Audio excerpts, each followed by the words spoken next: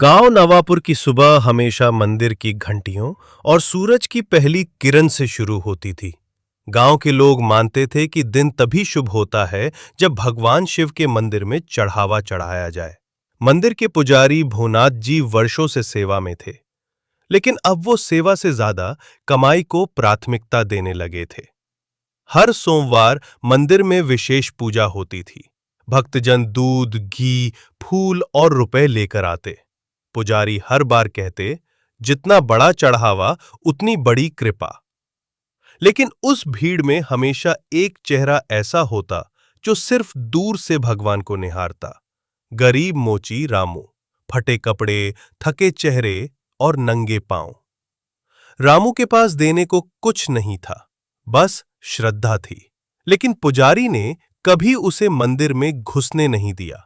अछूत लोग मंदिर की पवित्रता बिगाड़ते हैं, पुजारी ने कहा था।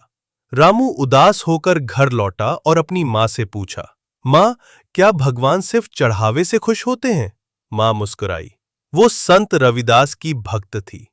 उसने कहा, नहीं बेटा, भगवान भाव के भूखे होते हैं। रविदास जी ने कहा है, मन चंगा तो कठौती में गंगा। रामू की आंखों में उम्मीद की रोशनी जगी।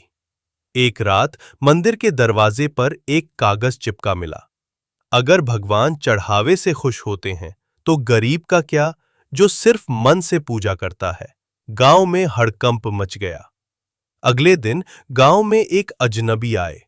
संत रविदास के अनुयायी स्वामी हरिदास।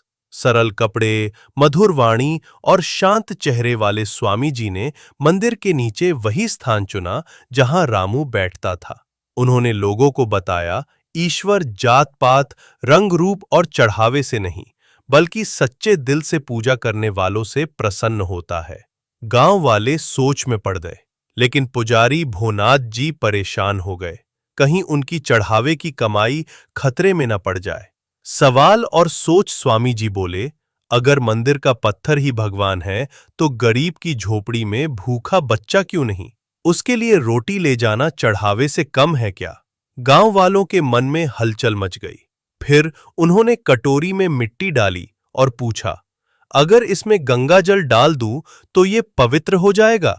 लोग बोले, हां, पर अगर मेरा मन गंदा है तो? नई शुरुआत, ग्राम प्रधान बोले।